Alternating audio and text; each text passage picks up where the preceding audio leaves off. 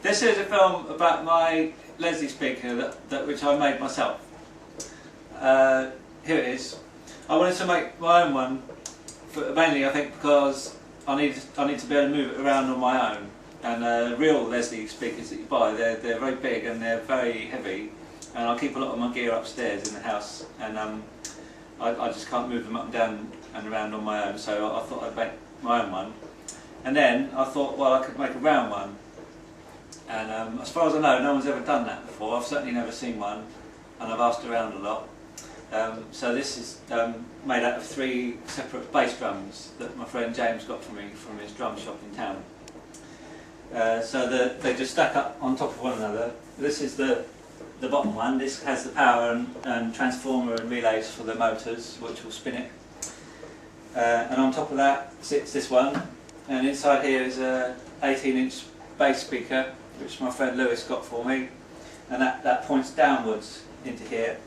I'll show you why later. And then on the top is this one, which handles the sort of top end of the sound, and that spins around on the top as well. So I think I'll show you how it all fits together now.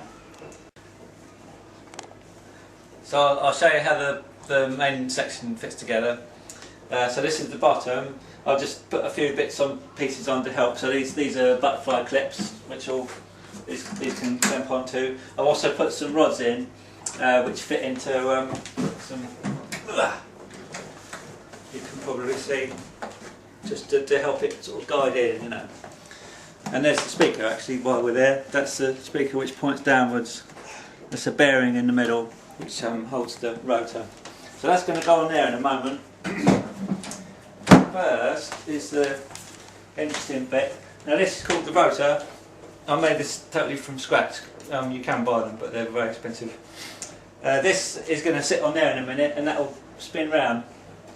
And so the sound from the bass speaker goes downwards into here, and you see that scoop shape. Well, if you imagine what's going to happen to the sound if this is spinning, the scoop is going to send the sound out in all angles as it turns, which is how you get the Leslie sound. Okay, so I'm going to fit this on now. It's a bit fiddly.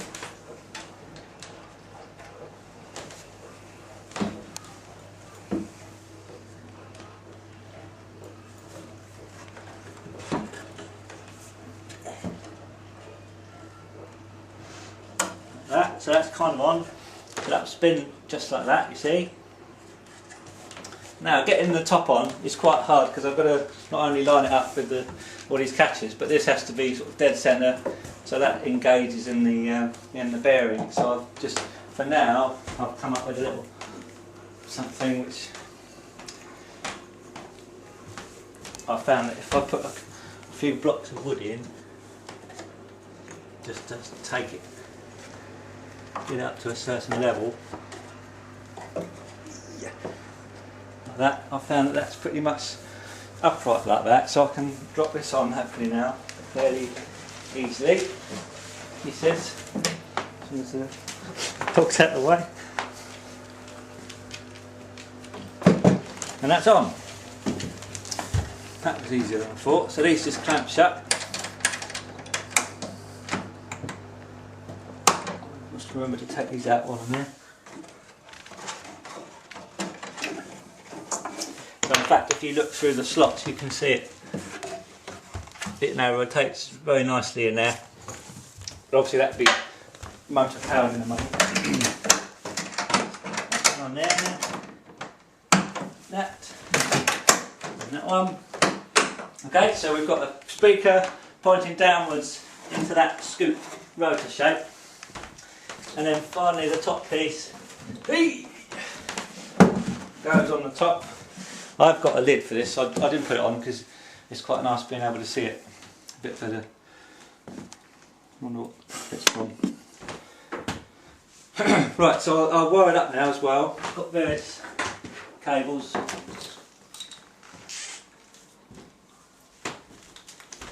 So this is just the main power in. In fact, I'll turn it around so you can see it better.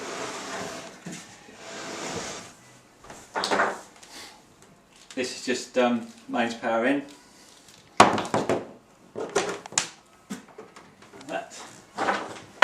and there's I have to get the power to this section as well, because there's a motor in there. In fact, you might be able to see in there. What this is a speaker actually, that just handles high sounds, you know, top frequency sounds. That's pointing upwards, and in the top is this horn.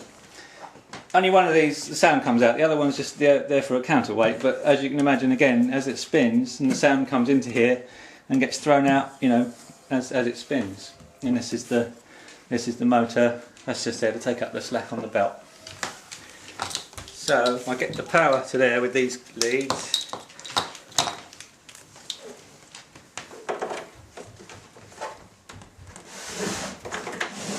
Up to there. Hello. Would you watch it then, Yeah, in a minute.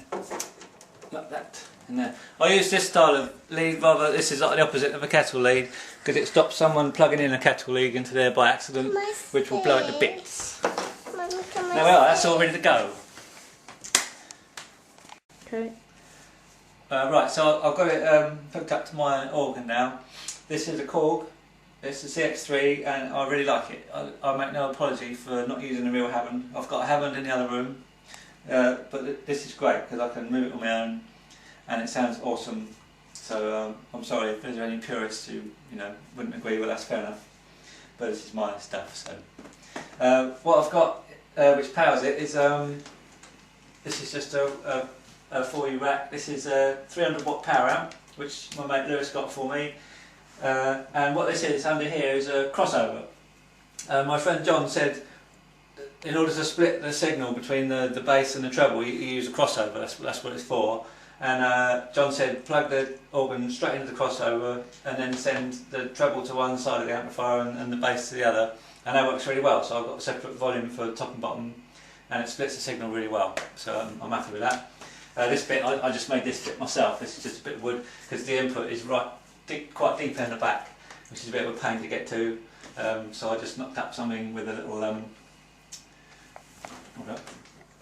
This is just a XLR socket straight out of the organ into there, just for convenience. So this is without, it's not spinning yet, as you can see. This is what it sounds like without any rotary effects. So it's it's a bit, it's all right, but it's flat. It's kind of like a church organ. So I'm going to turn it on now. So in fact I'll turn it on while I'm holding the cord down to enhance the effect.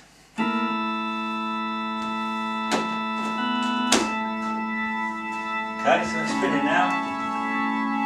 So what's happening is the top half is spinning, and I don't know if you can see it now, but the bottom rotor is spinning, and I can change the speed of it to spin between two separate speeds.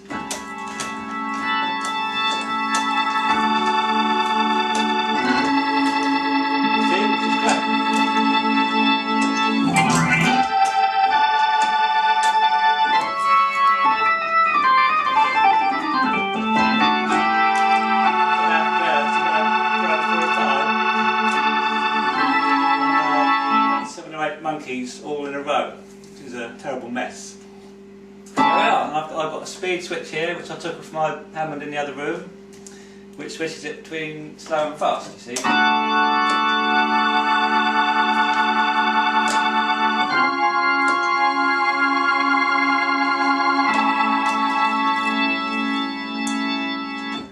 So there we are. And it sounds quite nice for a guitar as well, as it happens.